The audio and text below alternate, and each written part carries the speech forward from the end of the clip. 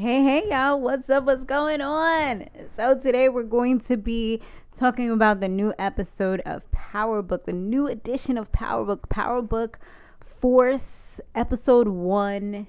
And this one is called A Short Fuse and a Long Memory. Power Book 4.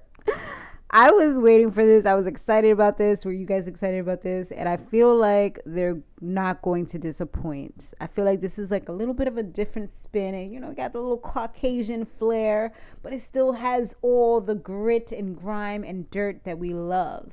So I'm excited about it. And I've been excited about it. Now it's here. So let's get into it.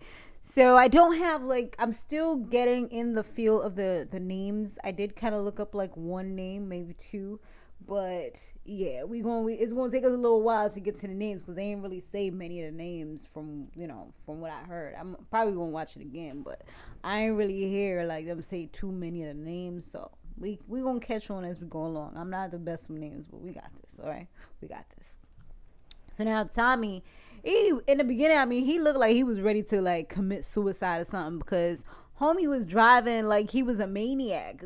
I was like, yo, what is he doing? I guess he needed that rush or that thrill, because he's he likes that excitement. He likes that that adrenaline rush. He's one of those. He's probably one of those people that would want to take off their seatbelt in a freaking roller coaster or something like that. Just live life on the edge. And he got some good ass brakes because he was going 100 and he just stopped super fast before he crashed into that side of the road type of thing. But then he went back on the road and he was good. Looks like he ends up going over to his old neighborhood to see an old lady. Initially, we didn't know who it was, but later on, he did go. First, he went to the house, then he went over by the nursing home to visit her. But then he eventually, later on in the episode, he went back to go see her, and we find out that her name is Marion Egan. So that's actually his mother's, I believe it's his mother's mother. And yeah, it was his mother's mother. And then he finds out some shocking news, which is that although he just lost one brother, which is why he just kind of left as well, he actually just gained a new one. This dude pulls up on him yo, what are you doing here? I'm the only one that's ever been visiting her. That's my grandmother. And he's like, wait, that's my grandmother too. So now he finds out that he actually has a black brother. This is the one that his mother, I guess, didn't want because maybe this was when she was tricking or whatever she was doing, and here goes this guy.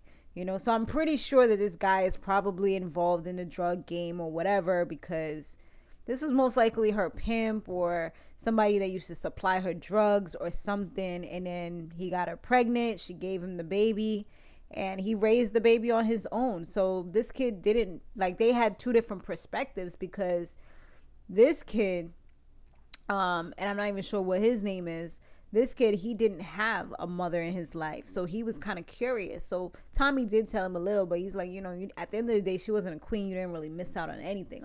He probably had a better life with his father than Tommy had with the mother.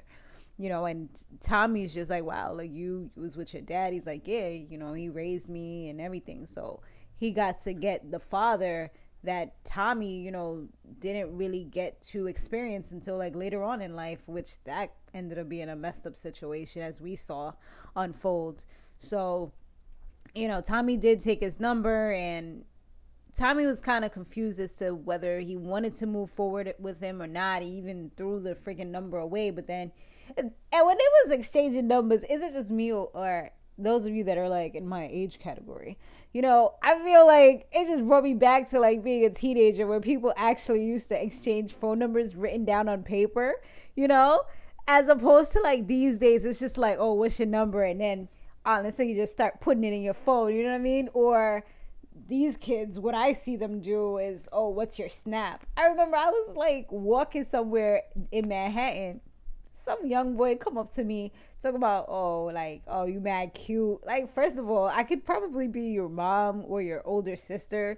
Talk about what's my snap. My snap out of all things. I was just turned all the way off, even if I was contemplating it. I wasn't because I was good. I was already in a relationship. But even if I was contemplating it, Yeah, that was a no for me. But yeah, I just say that to say, like, it just kind of brought me back seeing that specific like way of transferring a phone number, you know. So then we get introduced to this new dude, who was in jail. Come to find out, he was actually in jail for like 15 years. And it seemed like he was pretty respected by the people that was in there. You know, some of them was looking at him a little grimy or whatever, some of the COs.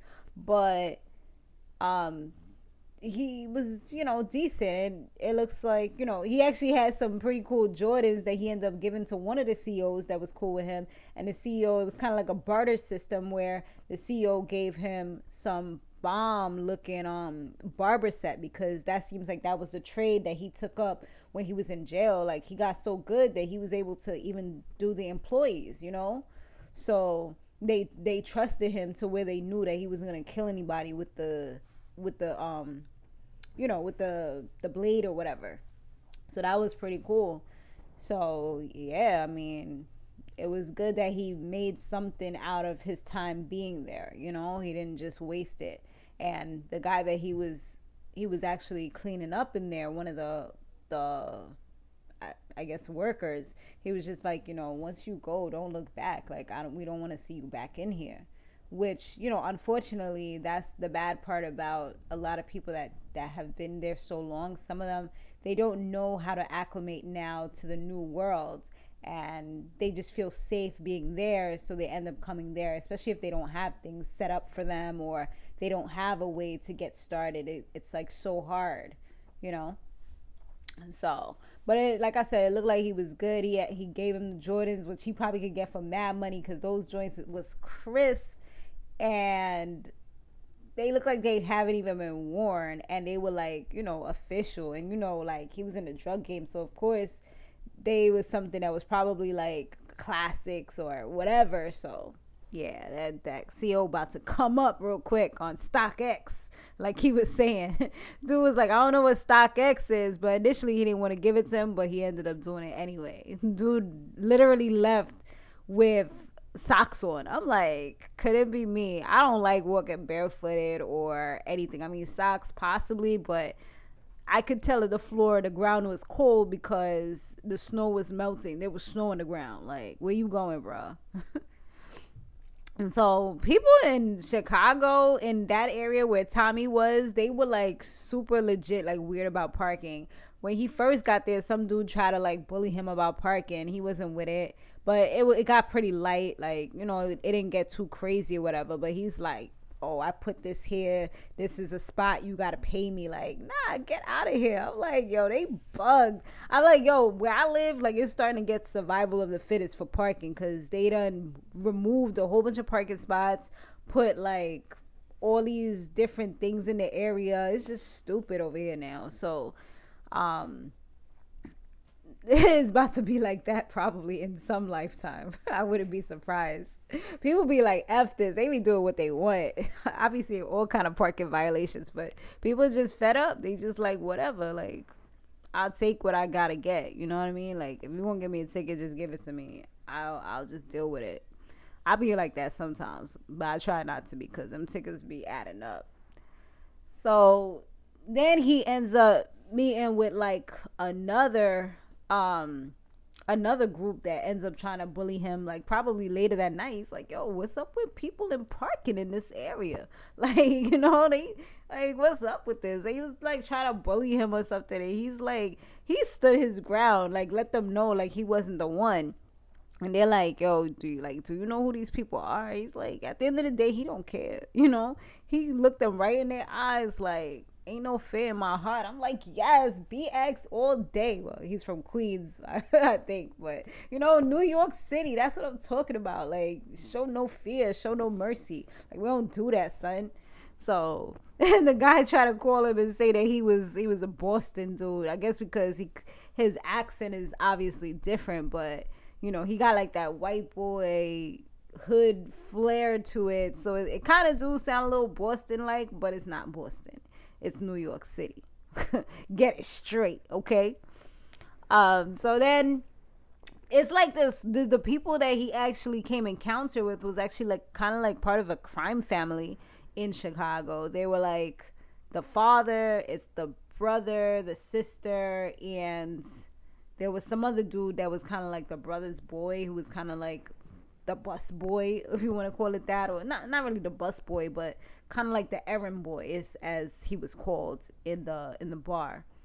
Now talking about the bar, Tommy, he has a new interest. Her name is Gloria, from what I read, and she was definitely giving me some Lakeisha vibes because she, she's light skinned. She's clearly seems like she's mixed because of her hair and the color of her skin, and yeah, I mean, she definitely had a nice little attitude about her. Like, she could definitely handle her own, which I liked because I guess one of the dudes that was trying to bully Tommy or whatever, he's probably her ex or somebody she talks to or something like that. I guess we'll get more into that as time progresses, but she like let him know like, nah, I'm not with it. And like the other dude that was supposed to be there to babysit her, like she let him know about himself as well.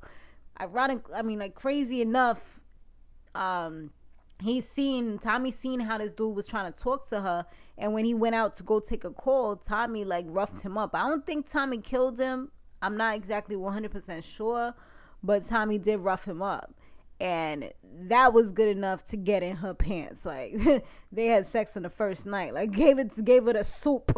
Okay, she said your soup was ready. Y'all, listen, next scene, what we see is the two of them getting it on. Okay, souping it up.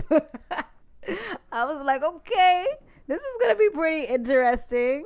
I'm like, and when they was getting it on, he seen like some military stuff, so he asked her about it, and she lets him know, like, my husband was in the military, but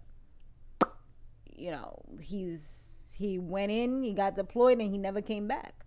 So her assumption, I mean, we didn't hear that he's dead.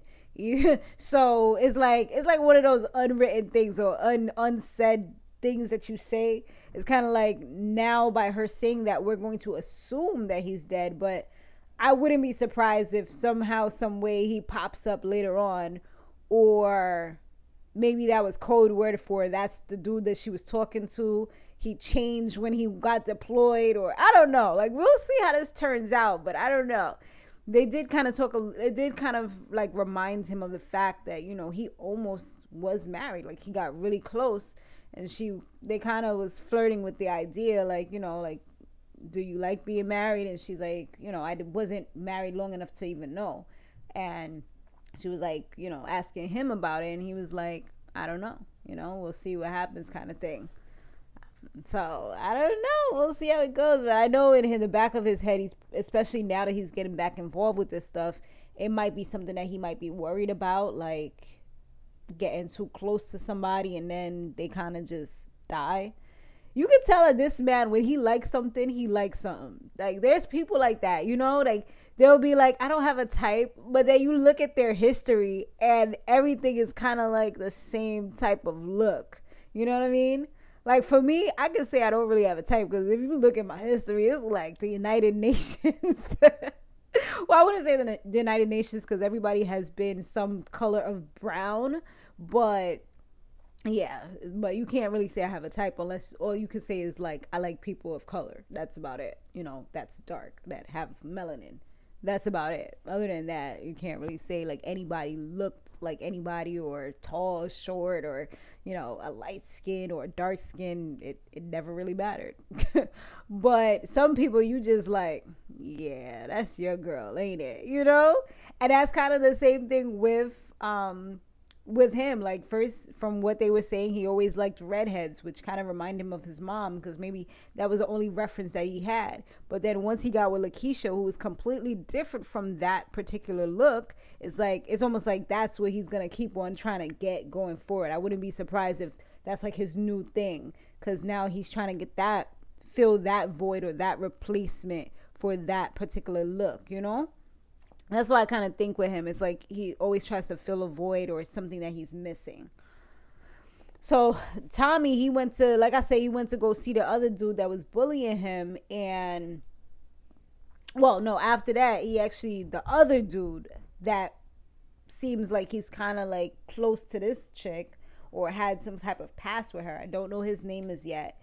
With him, he actually met up with him because he had the dude's phone, the one that he had beat up really badly. So he meets up with them and he's trying to get like a new connect or whatever. So they go to meet up with the connect that they were supposed to be meeting up with, and shit was mad weird. Like the dudes that was supposed to be like switching money and exchanging cash and everything else with them, those was dead sprung out. Like they just looked like full blown crackheads. Like it was just so immature, and just like you could tell like it was their first rodeo. So Tommy, he went into action, took them out, and from there he pretty much gained a little bit of respect, and he gained some money on top of that. So he was good. You know, they gave him a little cut, and then he ended up taking their bag that they were supposed to get, which is the dude from jail, his brother Jannard, and the other guy. Excuse me. So, the cool thing about Jannard is that he got his brother who came out of prison, he got him a barber shop so that he can get started on his new life. Even though he still wants him to be a part of what he's going through, you know, the CBI, the Chicago Brothers Incorporated, he's like, yo, like I'm done with killing. Like, you know, like I said earlier, he was in jail for 15 years, so he's just ready to kind of move forward with his life and be out of that stuff, you know, which I feel is good, because I was kind of thinking that he was trying to get back into it. And that's the problem with like sometimes going back to people that's still in the game. Is like it's hard to get out, you know, because you have that influence around you 24/7. But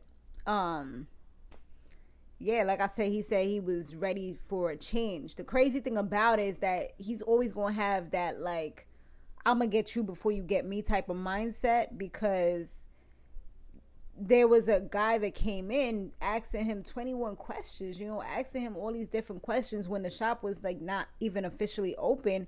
Just kind of came in, sat down, asked him all these questions, but come to find out this guy was a cop, most likely some kind of crooked cop, but said that he was like, you know, like I never seen you around here, but yeah, he knew his name. And it's like he was just watching him, you know. So at least he knows now, like there's people out there that's like they got their eyes on him, so he definitely got to be careful what he do, you know. But he was on time, and like he was ready to get this dude if he had to. I seen him picking up the blade, like he was ready to cut this man's throat if he needed to. But then he seen that badge, it kind of like humbled him real quick, like, yo, this would not be a good look. That's automatic, sent back to prison for like the rest of your life, you know. You kill a cop and you were ex like con or whatever. Yeah, it's a wrap for you. So Tommy ends up getting pulled up by the guy's father, the same guy who he kind of helped out but kind of bullied a bit, if you want to say that. And he gives him back the bag, you know, that he had took. But now this guy trying to tell him that he got to leave his city, and, you know, had him in like this secret society underground type of like lair where he had, it was just like a weird situation. Like that's like his like secret lair. Had him in there and trying to like talk to him crazy, like telling him that he gotta leave, you know, get the hell out of here. And we all know Tommy's a very defiant person, so I'm just like, this ain't gonna go over well. I'm like, we'll see how this goes. Because he was already ready to leave. He was ready to, like, his next move was supposed to be to go to Cali. That was where he had things set up. Like, he was about to, you know, do what he had to do and take over. But at the end of the day, he would have still been working for somebody, which is something he really wasn't trying to do. But yeah, like this dude was trying to like tell him what he had to do. And initially I thought that the guy that was driving, or the guy that had the shotgun, that older guy, I thought that was the father. Come to find out, I guess he's just like maybe security or something, because the father was the person who doesn't get his hands dirty, who stays in the mansion, you know, chilling, you know, who has the nice house, who just has everybody else do all the dirty work for him, which isn't a surprise, because that's how it is a lot of times in these crime families, you know. So Tommy he, like I said, he was initially going to Cali or whatever, but all of a sudden this man changed his tune. He spoke to the dude that he was supposed to be meeting up. He's like, you know what, I changed my mind. Like, I ain't working for nobody. I'm staying where I'm at. Throws the burner phone out the window, done with it. And he's about to take over Chicago. So shit is about to get crazy. And I'm pretty sure it's going to get even worse once this dude learns that this guy is messing with his woman, or the woman that he wants, the woman that he's trying to get with, but she ain't trying to get with him because of all messy dirtiness that his family is involved in. She ain't really with it. So this is going to be pretty interesting. All right, guys. So definitely make sure, if you're not yet locked onto this channel, that you do, so we can keep it coming, keep it flowing. We can do this every week and get it on and popping. All right, so subscribe, turn on those post notifications so you know when I post it. I try to be consistent with the times, but sometimes shit be acting up, or sometimes computer be weird or internet be weird. So it'll be up definitely by 8 p.m. most times, sometimes a little bit after that. But if you have your post notifications turned on, it definitely does help, because sometimes when it want to work properly, it will work. All right, so do that for me.